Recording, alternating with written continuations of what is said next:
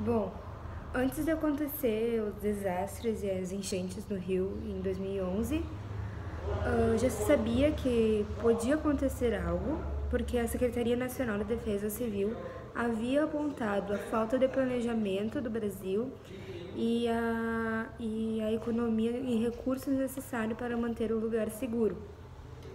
Apesar do Rio ser uma cidade muito violenta, estava tudo tranquilo nos municípios que tinham sido atingidos, mesmo as pessoas estarem habitando lá indevidamente, porque não era um lugar para se habitar e ninguém estava fazendo nada com aquilo. As pessoas estavam habitando um lugar inadequado, com chances de acontecer algum desastre, pois não tinha o planejamento e a segurança necessária. Aconteceu um desastre, né? Muitas pessoas morreram, o lugar ficou extremamente devastado, né? Caiu tudo, as casas se desmancharam, as pessoas perderam suas residências, perderam suas famílias, perderam os seus pertences, ficou completamente inundado, cheio de barro, o solo ficou prejudicado, aconteceu um desastre enorme, né, considerado um dos maiores, e poderia ter sido evitado, porém não foi e aconteceu uma tragédia. As causas. O ar quente e úmido vindo da Amazônia gerou nuvens carregadas no sudeste.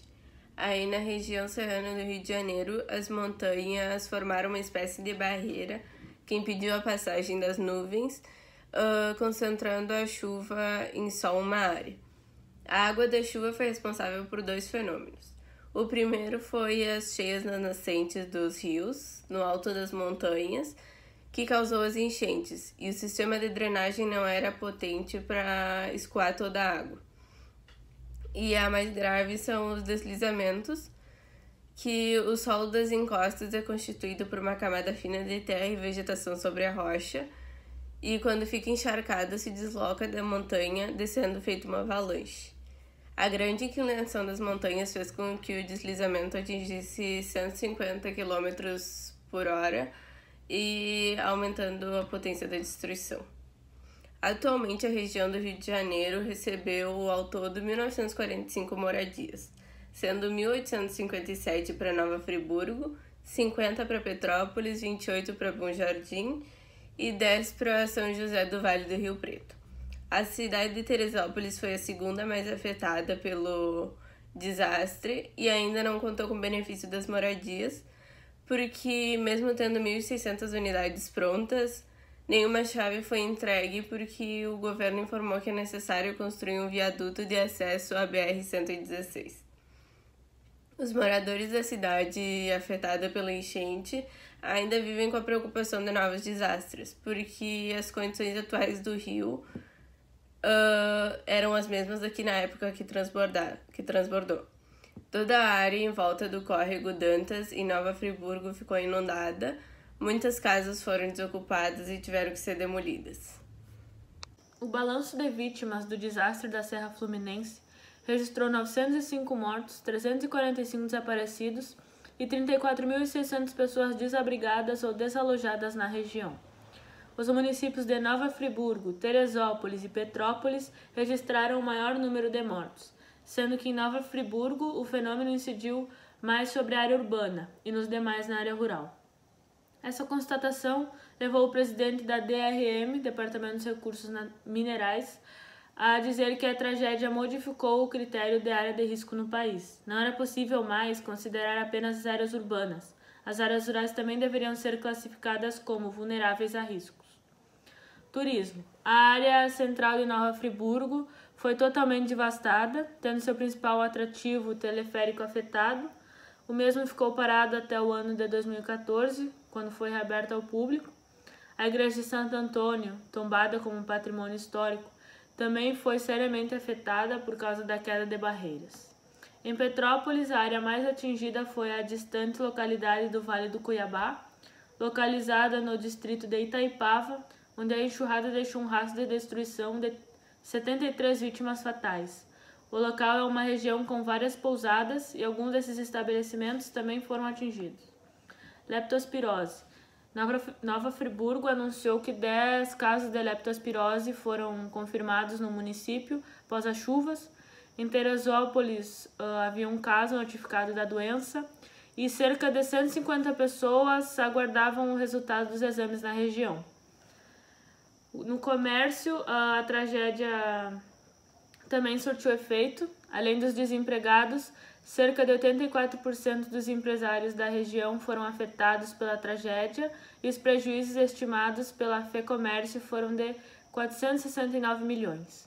Serviços. A prestação de serviços na região também foi afetada. Serviços de luz, água, telefonia, internet e transporte foram cortados devido à tragédia na região. O governo brasileiro, na época, tomou inúmeras medidas para tentar resolver esse problema das enchentes, dos deslizamentos no Rio em 2011. E uma das medidas que eles tomaram, no caso a presidenta Dilma Rousseff, que era presidente na época, destinou uma quantia de 780 milhões de reais para que as pessoas tentassem reconstruir essas casas e as cidades que foram afetadas. O governo do Rio de Janeiro pediu auxílio da Marinha e concentrou todos os seus recursos no resgate das pessoas e dos animais, de todo mundo que estava precisando.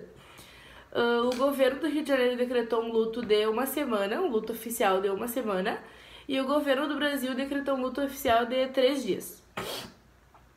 As autoridades do Rio de Janeiro estavam pedindo com urgência itens de saúde, as vacinas estavam em falta, estavam quase acabando, os remédios, os itens de higiene e principalmente kits de alimentação, tipo cesta básica. Em Areal, um carro-som impediu que os efeitos da cheia do rio Piabanha provocassem mais estragos na cidade. O que os governos internacionais fizeram? A Alemanha ajudou financeira e humanitariamente com uma ONG que deu assistência à vítima das catástrofes e doou quase 190 mil euros. Em Portugal, 308 municípios decretaram um luto municipal e a Suíça possibilitou um site para que os suecos pudessem fazer doações em dinheiro para ajudar as pessoas aqui no Brasil. Acontecimentos como as enchentes e os deslizamentos que ocorreram no ano de 2011 na cidade do Rio de Janeiro influenciam diretamente na vida das pessoas afetadas por esses desastres. Isso se dá porque já existia o processo de favelização dessa população e essa população acaba fazendo parte da baixa camada econômica da sociedade. Então, é realmente difícil para que eles possam se reerguer e possam comprar tudo de novo o que eles perderam nesse caso.